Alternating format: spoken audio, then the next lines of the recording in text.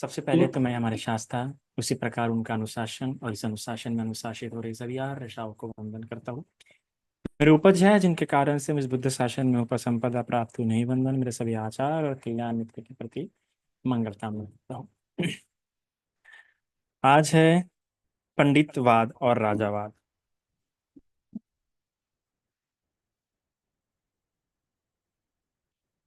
तो राजा बोला, बनते नागसेन, क्या आप मेरे साथ शास्त्रार्थ करेंगे? महाराज, यदि आप पंडितों की तरह शास्त्रार्थ करेंगे तो अवश्य करूंगा, और यदि राजाओं की तरह शास्त्रार्थ करेंगे तो नहीं करूंगा।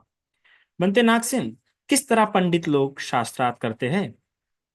महाराज, पंडित शास्त्रार्थ में एक दूसरे को तर्क से लपेट लपेट लेते हैं, एक दूसरे की लपेटन को खोल देते हैं, एक दूसरे को तर्कों से पकड़ लेते हैं, एक दूसरों की पकड़ से छूट जाता है, एक दूसरे के सामने तर्क रखता है, वह उसका खंडन कर देता है, किंतु इन सब के होने पर भी कोई गुस्सा नहीं करता। महाराज, इसी तरह पंडित लोग शास्त्रार्थ करते हैं। तो शास्त्रार्थ ऐसे होता है जिसमें एक व्यक्ति तर्क रखता है, दूसरा व्यक्ति तर्क को सुलझाने का प्रयास करता है, दूसरा की तर्क रखता है, तो पहला वाला व्यक्ति उस तर्क को सुलझाने का प्रयास करता है। इसमें क्रोध नहीं होता। इसमें बात ये रहती है कि सामने वाले इंसान ने एक तर्क रखा है और वो तर्क मुझे सुलझता है तो ठीक, नहीं सुलझता तो नहीं। सुलझाने का मेरा प्रयास है, पर उसे अपने आप से नहीं जोड़ना है मुझे, जिससे कि मेरे मन में क्रोध उत्पन्न हो। फिर महाराज कहते हैं, भंते, राजा लोग कैसे शास्त्रार्थ करते हैं? महाराज, राजाओं के शास्त्रार्थ में यदि कोई राजा का खंडन कर देता है, किंतु इन सब के होने पर भी कोई गुस्सा नहीं करता। महाराज, इसी तरह पंडित लोग शास्त्रार्थ करते हैं। भंते, मैं पंडित की तरह शास्त्रार्थ करूंगा, राजाओं की तरह नहीं।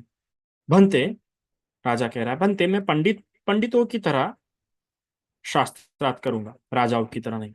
आप विश्वास के साथ शास्त्रार्थ करें, जैसे आप किसी भिक्षु के साथ या शामनेर के साथ या उपासक के साथ या आराम में रहने वाले किसी के साथ बातें करते हैं, उसी तरह पूरे विश्वास से मेरे साथ शास्त्रार्थ करें, मत डरे।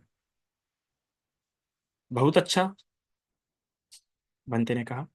राजा बोला, भंते, मैं पूछता हूँ। भंते कहते, महाराज पूछिए। फिर महाराज कहते हैं, भंते, मैंने तो पूछा। भंते कहते हैं, महाराज पूछे। फिर महाराज कहते हैं, भंते, मैंने तो पूछा। फिर भंते कहते हैं, महाराज, तो मैंने उसका उत्तर भी दे दिया। फिर महाराज पूछते हैं, भंते, आपने क्या उत्तर दिया? तब भंते कहते हैं, महाराज, आपने क्या पूछा? कितना प्यारा संवाद है। कहता है कि भंते, मैं पूछता हूँ। भंते कहते हैं, महाराज पूछे। फिर कहते हैं, महाराज, मैंने तो पूछा। महाराज, भंते पूछे। फिर महाराज कहते हैं, ओह।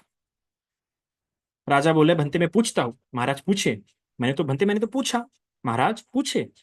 भंते, मैंने तो पूछा। महाराज, मैंने तो उसको उत्तर भी दे दिया। भंते, आपने क्या उत्तर दिया? महाराज, आपने क्या पूछा? देखिए कितना कितना ट्रिकी है, कितना ट्रिकी क्वेश्चन है ये, कि कि मैं पूछता हूँ और यही मेरा पूछना हुआ, और उत्तर भंते ने क्या दिया? महाराज पूछे, यही मेरा उत्तर देना हो गया। तो इस संवाद में, ये जब संवाद होता है, तब राजा के मन में आ जाता है, अरे भिक्षु पंडित है, मेरे साथ शास्त्रार्थ कर सकता है, इसने बहुत सी बातें, इससे मैं बहुत सी बातें पूछ सकता हूँ, किंतु शीघ्र ही सूरज डूबने वाला है। अच्छा हो यदि कल मेरे राजभवन में ही शास्त्रार्थ हो। यह विचार राजा मिलिंद ने देव मंत्री से कहा। देव मंत्री, आप अब भिक्षु से कह दे कि कल राजभवन में ही शास्त्रार्थ होगा। यह कह राजा मिलिंद आसन से उठ स्थविर नागसेन से छुट्टी ले रथ पर सवार हो मन में नागसेन नागसेन दोहराते चला गया। तब देव मंत्री ने आयुष्मान नागसेन से कहा, भंते, राजा मिलिंद की इच्छा है कि कल राजभवन में ही शास्त्रार्थ हो। बहुत अच्छा कहकर स्थवीर ने स्वीकार किया। दूसरे दिन सुबह ही देव मंत्री अनंतकाय, मंकुर और सब दिन राजा के पास गए और बोले, महाराज, क्या आज स्वामी नागसेन आवे? हाँ आवे। कितने भिक्षु के साथ आवे? जिसने भिक्षुओं को चाहे उतने भिक्षुओं के साथ आवे। तब सब दिन न बोले, महाराज, अच्छा हो यदि 10 भिक्षुओं के साथ आवे। दूसरी बार भी राजा ने कहा, जितने चाहे उतने भिक्षु के साथ आवे। फिर भी सब्बदिन बोला, महाराज अच्छा हो यदि 10 भिक्षुओं के साथ आवे। राजा ने कहा, उनके स्वागत के लिए सभी तैयारियां कर ली गई है, मैं कहता हूं जितने चाहे उतने के साथ आवे। सब्बदिन, तुम 10 ही क्यों कहते हो? क्या हम लोग भिक्षुओं के भोजन नहीं दे सकते? तब सब्बदिन चुप हो गया। तब देव मंत्री अनंतकाय और मंकुर आयुष्मान नागसेन के पास जाकर बोले, भंते राजा मिलिंद ने कहा है कि आप जितने भिक्षुओं को चाहे उतनों के साथ आवे। अनंत तब आयुष्मान नागसेन ने सुबह ही पहन और पात्र चिवरले 80,000 भिक्षुओं के साथ सागर नगर में प्रवेश किया। 80,000 भिक्षु, हाँ। उस समय आयुष्मान नागसेन के पास चलते हुए अनंतकाय ने पूछा, भंते जब मैं नागसेन ऐसा कहता हूं तो ये नागसेन है क्या? ये प्रश्न कौन पूछ रहा है? ये अनंतकाय जो लेने के लिए गए थे भगवान को, सॉरी जो लेने के लिए गए थे बनते नागसेन को, वो पूछ रहे कि जब मैं नागसेन कहता हूं तो ये नागसेन आखिर में है क्या? स्थविर बोले, आप नागसेन से क्या समझते हैं? बनते, जो जीव वस्तु भीतर जाती और बाहर आती है उसी को मैं नागसेन समझता हूं, मतलब आत्मा के विषय। मतलब ये जो अनंतकाय जो है, जो प्रश्न पूछ रहा बनते नागसेन को, जो प्रधान है, जो सेना नायक है यहाँ पे, वो आत्मा दृष्टि को उनसे ऐसी दृष्टि रखते हुए प्रश्न पूछ रहा है, मतलब वो आत्मा को मानने वाला है, कि उसका मानना है कि हमारे शरीर में एक आत्मा वास करती है। ठीक है, मतलब बौद्ध धर्म से नहीं है, वो बुद्ध की शिक्षाओं को सुनने वाला नहीं है। बस ये बनते मिल गए, उसको लगा भाई बौद्ध विश्व, चलो इनका मत जानते हैं, तो ऐसे वो पूछ रहा है कि मैं जीव का मतलब ये समझता हूँ कि जो शरीर से निकलती है और शरीर में प्रवेश करती है। तो जहाँ पे निकलना प्रवेश करना आ गया, वहां पे वो आत्मा वाली बात हो जाती है, क्योंकि मन निकलता नहीं है, प्रवेश नहीं करता है ना।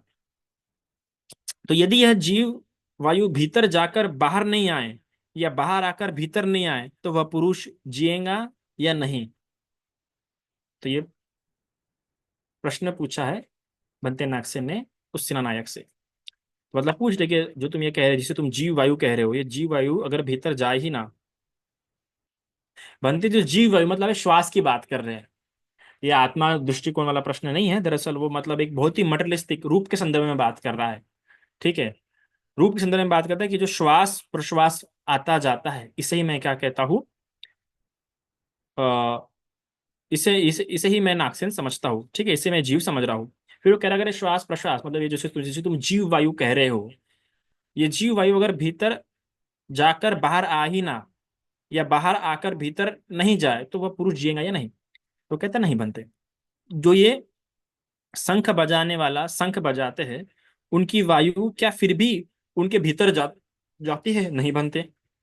जो ये बंसी बजाने वाले बंसी बजाते हैं, उनकी फूक वायु क्या फिर भी उनके भीतर जाती है? नहीं बनते। जो ये तुम्हारी बजाने वाले, तुम्हारी ये जो तुरही तुरही बजाने वाले तुरही बजाते हैं, उनकी फूक क्या फिर भी उनके भीतर जाती है? नहीं बनते। तब वे मर क्यों नहीं जाते? क्योंकि अभी देखो, जीव जो है, हम जीव किसे कहते हैं? साइंस में भी यही एक बड़ी बहुत बड़ी समस्या है, और दर्शन शास्त्र में भी, चाहे बौद्ध दर्शन हो, महावीर जैन का दर्शन या कोई भी दर्शन हो, दर्शन शास्त्र में हमेशा ये बड़ा कठिन प्रश्न है कि जीव किसे कहे। किसी के लिए आत्मा ये जीव है, किसी के लिए श्वास प्रश्वास लेना ये जीव है ना। तो जीव की परिभाषा करना बड़ा कठिन है। तो ये जो प्रश्न है, इसने ये बड़ा मटेरियलिस्टिक उच्छेदवादी कह सकते हैं हम, पूर्ण रूप से नहीं, क्योंकि अभी क्लियर होने का है। तो उच्छेदवाद के दृष्टिकोण से या मटेरियलिस्टिक दृष्टिकोण से, है ना, वो समझ रहा है कि मेरे लिए अध्यात्म की दुनिया के हिसाब से नहीं, बोला जो श्वास प्रश्वास है यही जीवन है ना। और फिर भंतेनाथ से पूछते भी है कि ठीक है, अगर तुम्हारे लिए श्वास प्रश्वास निकलना ही जीवन है, तो तुम्हारा मतलब ये भी होगा कि जो श्वास अकबर अंदर चले गई और बाहर नहीं आई, या बाहर चली गई फिर श्वास अंदर नहीं आई, तो इसका मतलब वो इंसान जीव नहीं, वो मर चुका है ना। तो अगर ऐसा ही तुम्हारा कहना है, तो ये जो बांसुरी बजाने वाले होते हैं, या ये जो भिन्न भिन्न वादक बजाने वाले जो होते हैं, जिसमें कि श्वास का इस्तेमाल करते हैं, और वो जब वो श्वास छोड़ते हैं अपनी मुंह से, तो वही श्वास तुम्हें तो जाती है नहीं, फिर वो तो मर जाने चाहिए, फिर वो क्यों नहीं मरते? अगर तुम जीव इसी परिभाषा करते हो उसके अनुसार, जैसे तुम जीव कहते हो उसके अनुसार, तो ऐसा होना चाहिए। आप तो फिर सेनानायक कहते हैं, आपके साथ मैं शास्त्रार्थ नहीं कर सकता, कृपया बतावे कि बात क्या है। स्थविर बोले, यह जीव वायु कोई चीज नहीं है, सांस लेना और छोड़ना तो केवल इस शरीर का धर्म है। स्थविर ने अभिधर्म के अनुकूल इस बात को समझाया। अनंतकाय समझ गया और तत्काल उपासक बन गया। तब आयुष्मान नागसेन राजा मिलिंद के भवन पर गए और बीच शासन पर बैठ गए। तब मिलिंद ने आयुष्मान नागसेन और उनकी सारी मंडली को अच्छे अच्छे भोजन अपने हाथों से परस खिलाए, और प्रत्येक भिक्षु को एक एक जोड़ा तथा आयुष्मान नागसेन को 3 चीवर देकर बोले, बनते 10 भिक्षु आपके साथ ठहरे और बाकी लौट जाए। तब राजा मिलिंद आयुष्मान नागसेन के भीतर भोजन कर चुकने तथा पात्र से हाथ खींच लेने पर एक और नीचा आसन लेकर बैठ गया और बोला, फिर किस विषय पर कथा संलाप हो? महाराज, हम लोगों को तो केवल धर्मार्थ से प्रयोजन है, अंत धार्मिक विषय पर ही कथा संलाप करेंगे। तो आप देख सकते हैं कि जब यहाँ पे प्रश्न पूछा गया तो और बनते बताते हैं कि देखो, श्वास प्रश्वास लेना ये जीव नहीं है, ये तो धर्म है।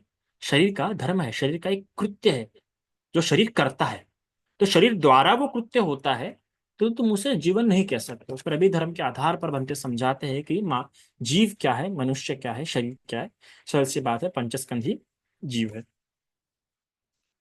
फिर राजा बोले, भंते नागसेन, किस लिए आपकी प्रवज्जा हुई है? यही प्रश्न जो इसके पहले भंते को पूछा गया था, यही प्रश्न से शुरुआत हो रही है भंते नागसेन जी के साथ भी।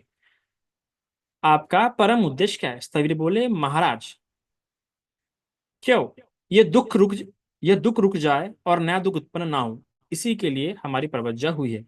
फिर भी जन्म ग्रहण न हो, ऐसा परम निर्वाण पाना हमारा उद्देश्य है। बनते नागसेन, क्या सभी लोग इसीलिए प्रवज्जित होते हैं?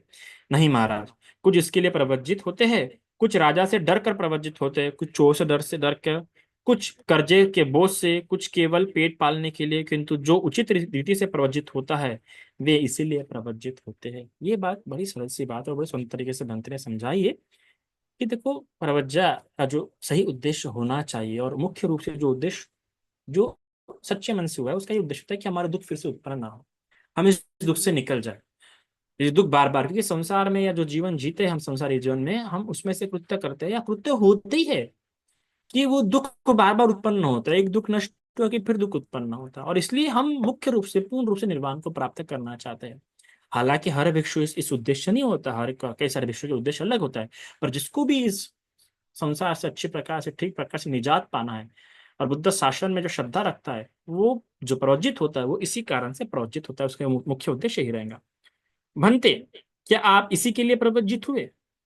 महाराज, मैं बहुत छोटी आयु में प्रवज्जित हुआ था, नहीं जानता था कि किस लिए प्रवज्जित हो रहा हूँ। परंतु मेरे मन में यह बात आई थी, ये बौद्ध भिक्षु बड़े पंडित धन है, मुझे भी शिक्षा देंगे। सो मैं अब उन लोगों से सीख कर जानता हूँ और देखता हूँ कि प्रवज्जा का यही अर्थ है। देखिए, कई बार होता है कि कई सारे कारण होते हैं प्रोजित होने के, पर एक बार धर्म समझ जाता है कि धर्म क्या और धर्म क्या सिखाना चाहता है और धर्म किस प्रकार से सुंदर है, गहन है, गंभीर है, तब भले ही कोई भी उद्देश्य हम प्रवजित हुए होंगे, पर हमारा उद्देश्य निर्वाण हो जाता है। और इसलिए बनते नागसेन कह रहे कि तब मैं छोटा था, तब मुझे पता नहीं था, मैं तो इन लोगों को पंडित जानता हुआ, जान समझता हुआ कि इनके पास धर्म ज्ञान रखा हुआ, उस उद्देश्य बनाता। पर जब आज धर्म सुनता हूँ, समझता हूँ, जानता हूँ, तो मैं भी उसी लिए प्रवजित हुआ हूँ जिसके लिए धर्म स्थापित है। राजा बोले राजा बोला, भंते नागसेन, क्या ऐसा भी कोई है जो मरने के बाद फिर जन्म नहीं ग्रहण करते? स्थविर बोले, कुछ ऐसे हैं जो जन्म ग्रहण करते हैं और कुछ ऐसे हैं जो जन्म नहीं ग्रहण करते। कौन जन्म ग्रहण करते और कौन नहीं? जिनमें कलेश चित्त का मैल लगा है वो जन्म ग्रहण करते हैं, और जो कलेश से रहित हो गए हैं वे जन्म ग्रहण नहीं करते। अर्थात आर्य जो अनंत हो चुके हैं वो जन्म ग्रहण नहीं करते, पर जिनमें कलेश है ये बाकी उनका जन्म होगा, फिर स्वतःपत्ति क्यों ना, सुकृतगामी क्यों ना, साधारण लोग की तो बातें क्या हैं, उनके तो जन्म जन्म लगे पड़े हैं। बनते, आप जन्म ग्रहण करेंगे या नहीं? अब ये बड़ा महत्वपूर्ण प्रश्न है, बहुत महत्वपूर्ण प्रश्न है। आप किसी हरण को पूछ नहीं सकते कि आप अनंत है कि नहीं। ये बड़ा बड़ा असभ्य तरीका है किसी भी हरण से पूछने का। कोई हरण कहेगा भी नहीं कि मैं अनंत हूँ, बिल्कुल नहीं कहेगा, उसको अनुमति ही नहीं है कि वो कहे कि मैं अनंत हूँ। वो सिर्फ अपने गुरु को ही कह सकते हैं, और वो भी गुरु भी एक ठीक प्रकार से प्रश्न पूछता है और वो भी ठीक प्रकार से उत्तर देते हैं। तो यहाँ पे यही पूछा जा रहा है बंदे नागसेन से कि बनते आप जन्म ग्रहण करेंगे या नहीं? तब देखिए माँ कितना अच्छा उत्तर देते हैं, महाराज, यदि संसार की और आसक्ति लगी रहेंगी तो जन्म ग्रहण करूंगा, और यदि आसक्ति छूट जाएंगी तो नहीं ग्रहण करूंगा। सबसे सतर्क कुछ हमसे भी कई सारे लोग पूछते हैं ना कि बनते क्या आप जीवन भर के लिए मंक्स बने हैं क्या? ऐसा ऐसा कई बार ये प्रश्न पूछा जाता है, पर जो लोग धर्म समझ चुके हैं वो समझ सकते हैं कि हमारे पास मन है और हमारा मन कहीं भटक सकता है ना। मार किसी को भी बहका सकता है, जब तक हम उस फल को प्राप्त नहीं हुए तब तक हम कुछ बता नहीं सकते। आसक्ति, जब मन झुका, जब मन ढहा, तब किसी का भरोसा नहीं। राजा बोला, भंते नागसेन, जो वे जन्म ग्रहण जन्म नहीं ग्रहण करते, क्या वे विवेक लाभ करने से जन्म नहीं ग्रहण करते? महाराज, विवेक लाभ करने से, ज्ञान से और दूसरे पुण्य धर्मों के करने से। देखिए, प्रश्न कितना प्यारा पूछा गया है कि आप जो कह रहे हैं कि लोग जो लोग जन्म ग्रहण नहीं करते, क्या तो वो जन्म ग्रहण किस कारण की वजह से नहीं कर पा रहे? क्या उनको विवेक का लाभ हुआ है इसलिए वो जन्म ग्रहण नहीं कर रहे? तो भंते बता रहे हैं, महाराज से विवेक नहीं कर सकते, विवेक के लाभ करने से, ज्ञान से भी, उनके पास ज्ञान भी है और पुण्य धर्म भी है, तो ये सारे बातें होने के कारण से वो जन्म ग्रहण नहीं करेंगे। तो भंते, विवेक लाभ और ज्ञान दोनों तो एक ही है ना, क्योंकि विवेक है तो ज्ञान है, ज्ञान है तो विवेक है, क्योंकि विवेक ही कब रह पाएंगे जब वो ज्ञानी है। तो यहाँ पे समझाते नहीं महाराज, विवेक दूसरी चीज है और ज्ञान दूसरी चीज। इन भेड़ बकरों, गाय बैल ऊंट तथा गधों को विवेक तो है, किंतु ज्ञान नहीं है। बनते, बहुत ठीक। राजा बोले, बनते, विवेक की पहचान है और काटने की शक्ति का होना ज्ञान की पहचान है। तो राजा आप बोले कि बनते, विवेक की क्या पहचान है और ज्ञान की क्या पहचान है? तब महाराज, बोध हो जाना विवेक की पहचान है और काटने की शक्ति का होना ज्ञान की पहचान है। तो जब आपको किसी चीज का बोध हो जाता है ना, समझ जाओ, अगर आप कम कभी कभी झगड़ा कर रहे होते हैं ना, दो भाइयों के बीच में या दो मित्रों के बीच में, पति पत्नी के बीच में झगड़ा हो रहा है, और जब आपको बोध हो गया कि देखो यहाँ पे गलती हुई है, तो आप चुप हो जाएंगे। वो आपका विवेक है, क्योंकि को पता है गलती कहाँ पे हुई है, किस कारण से गलती हुई, तो बोलने का अर्थ नहीं है, गलती हो चुकी है। तो जब बोध होता है चीजों का, तो इंसान बोलना नहीं चाहता, फिर झगड़ा नहीं करना चाहता, वो पीछे हटा लेता है, शांत हो जाता है, क्योंकि उसे पता है कि क्या हुआ है। तो जिस चीज जब बोध हो जाता है तो वो विवेक की पहचान है। और ज्ञान की पहचान क्या? काटना। हम किसी के तर्कों को काटते हैं तो अपने ज्ञान से काटते हैं, किसी को कुछ समझाते हैं तो ज्ञान से समझाते हैं। तो ज्ञान होता है जो भेद अभेद का ज्ञान कर पाता है, भेद अभेद का, क्या ठीक है क्या सही है क्या गलत है, क्या कुशल है क्या अकुशल है, क्या सेवनीय है क्या सेवनीय, इसका ज्ञान कौन कर पाता है? ज्ञान के आधार पर हम ज्ञान कर पाते हैं। तो भेद कर पाना ही, उस चीज को काट पाना ही, वो काटने की क्षमता रखना, उसे कहते हैं हम ज्ञान। तो यह कैसे? कृपया उपमा देकर समझाए, महाराज कह रहे हैं। तब भंते कहते हैं, महाराज, आपने कभी यव की कटनी होते हुए देखा है? हाँ बनते, देखा है। महाराज, लोग कैसे यव की कटनी करते हैं? बनते, बाएं हाथ से यव की बालों को पकड़ दाहिने हाथे से हंसिया लेकर काटते हैं। महाराज, उसी तरह योगी विवेक से अपने मन को पकड़ ज्ञान रूपी हैसियत से कलेशों को काट डालता है। इसी भाव से मैंने कहा, बोध होना विवेक की पहचान है और काट डालना ज्ञान की पहचान है। तो यहाँ पे जो है ना, यहाँ पे निर्वाण के संदर्भ में ये भगवान भंते नागसेन जी ने उपमा दिया है कि किस प्रकार से यहाँ पे बता रहे हैं कि पकड़ लेना। अब जब आप संविधान उपासना पे जब विपश्यना कर रहे होते हैं, जब आप वेदना उपासना कर रहे होते हैं, तो जो वेदनाओं को देखते हैं, तो जो देख पाना विवेक है आपका। नहीं देख पा रहे तो विवेक होने का है। और उन वेदनाओं को देख के आप फिर बोलते हैं कि अनित्य, अनात्म है, दुखद है, ये आपका ज्ञान है। तो इस प्रकार विवेक और ज्ञान के आधार पर आप ठीक प्रकार से विपश्यना कर पाते हैं। बिना ज्ञान के विपश्यना नहीं हो सकती, है ना। तो इसलिए विवेक मतलब पकड़ लेना, पकड़ लेना या फिर बोध हो जाना, बात को जान लेना। जब आप योनि सुमनसिकार करते हैं, योनि सुमनसिकार से जब आप कारण को जान लेते हैं, तो वो आपका विवेक है। और जब उस कारण को कैसे भी हटाया जाए, और जिस चीज का इस्तेमाल घटाने के लिए, वो आपका ज्ञान है। समझे आप लोग? उदाहरण अगर और देखें तो समझ आइए। आप समझ रहे, व्याकुल हो गए, आपके मन में राग उत्पन्न हो गया, आसक्ति उत्पन्न हो गई है, या काम वासना उत्पन्न हो गई है, तो आपने जान लिया। तो ये जानना क्या है? ये विवेक है कि मेरे में आसक्ति उत्पन्न हो गई है, मेरे काम वासना उत्पन्न हो गई है, इसको आपने पकड़ लिया। अब इसको हटाना भी तो है, रख नहीं सकते हो ना, बढ़ते बढ़ते जाएंगी। तो अभी ये कैसे हटाए काम वासना? जान तो लिया काम वासना, पर हटाए कैसे काम वासना? तो ज्ञान जिसके पास होगा, जिसने सुना होगा कि बाबा अशुभ भावना कर सकते हैं, अशुभ भावना से हम काम वासना, तो ये अशुभ भावना का इस्तेमाल करना, कैसे इस्तेमाल करना, ये आपका ज्ञान है। तो इस प्रकार से विवेक और ज्ञान के आधार पर हम इस संसार को पार करते हैं। तो इतना आज के लिए काफी है। साधु, साधु।